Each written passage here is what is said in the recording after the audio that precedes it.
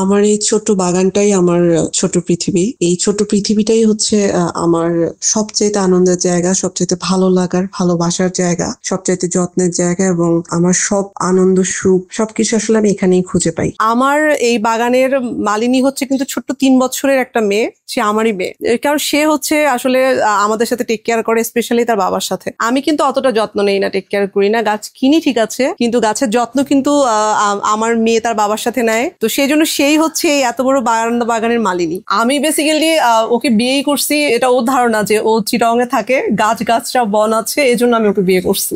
আমি আসলে ফ্রিতে বন দেখতে, নেচার দেখতে পারবো। আসলে এই জায়গাটা আমাদের একটা ভালো একটা কানেকশন ছিল, কারণ হোম ডেকোর এন্ড গার্ডেনিং, মানে ও এইসব এই গাছ খুব পছন্দ করে, আবার হোম ডেকোর আইটেম গুলো খুব পছন্দ করে, আমারও সেম। তো দেখা যেত যে প্রায় সময় বিভিন্ন অকেশন গুলোতে আমরা এই একজন আরেকজনকে গাছ না হয় বিভিন্ন হোম ডেকোর আইটেমস গুলো এগুলো দিতাম আর কি। আমাদের ক্ষেত্রে যেটা হয়েছিল, আমরা যখন প্রথম মিট করি তখন আমরা গিয়েছিলাম একটা নার্সারিতে, ওইখানে আমরা মিট করি এবং এর পরেও বেশ কয়েকবার আমরা মিট করি। দেখা যাচ্ছে যে ওই নার্সারি না হয় কোনো পার্কে, রেস্টুরেন্টে খুব কমই যাওয়া হতো আমাদের।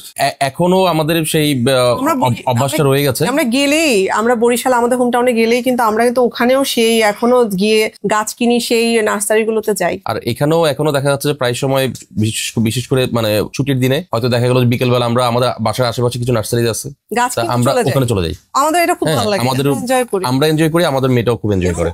আমার মেয়ে নয়নতারার একটা বিষয় আমি শেয়ার করবো, সেটা হচ্ছে যে ও হয়তো এখন তো আসলে ডিভাইস চলে আসছে, এই ও হয়তো ও ট্যাব দেখছে, ও হয়তো টিভি দেখছে, হঠাৎ করে আমার মেয়ে বলবে যে মা চলো না বাগানে যাই। আমার এই পর্যন্ত শোনা আমার জীবনের সবচেয়ে সুন্দর সেন্টেন্স হচ্ছে এটা, যে মা চলো বাগানে যাই। আর আমি মনে করি যে এটা ওর জন্য একটা বেস্ট গিফট, যে ওর চাইল্ডহুড মেমোরিতে বাগান কনসেপ্টটা আছে। সারাদিনে কর্মব্যস্ততার পর যেভাবে দিনটা কাটুক না কেন, যখনই আমি এই জায়গাটাতে আসি, এসে বসি, ইনস্ট্যান্ট যে একটা ভালো লাগা, যত ফ্রাস্ট্রেশন চলে যায়, এটা আসলে ভাষায় প্রকাশ করতে পারবো না, মনে গিয়ে হিট করে। এই যে রিফ্রেশমেন্ট, এই যে বাগানদের ব্যাপারটা, অবভিয়াসলি হ্যাঁ অবশ্যই মানুষ টিনেজে গল্পের বই পড়ে, কিন্তু আমি কিন্তু প্রথম বই পড়েছিলাম আমার বাবার অফিসিয়াল যে নার্সারি, বন সংক্রান্ত এই সমস্ত বই দিয়েই কিন্তু আমার বই পড়া শুরু। টু বি ভেরি অনেস্ট, আমরা সবসময় বড় বারান্দা বাসা খুঁজতাম, ফার্স্ট প্রায়োরিটি হচ্ছে এটা, কারণ এই সময় এসে তো আসলে সেই উঠোন কনসেপ্ট, মাঠ এগুলো হারিয়ে গেছে। তো আমার যদি একটা বড় বারান্দা বাগান থাকে,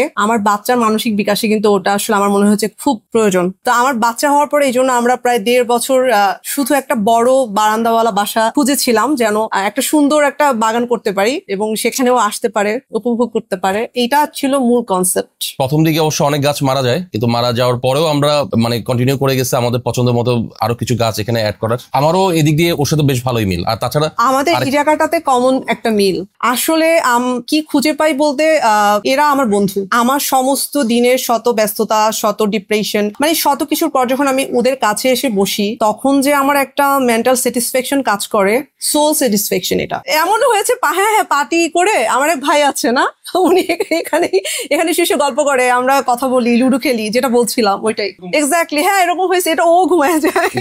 গেস্ট আসলে বেশিরভাগ সময় এখানেই থাকে, চলে আসে, এখানেই বেশি কাটায়, ওরা এখানে চলে আসে।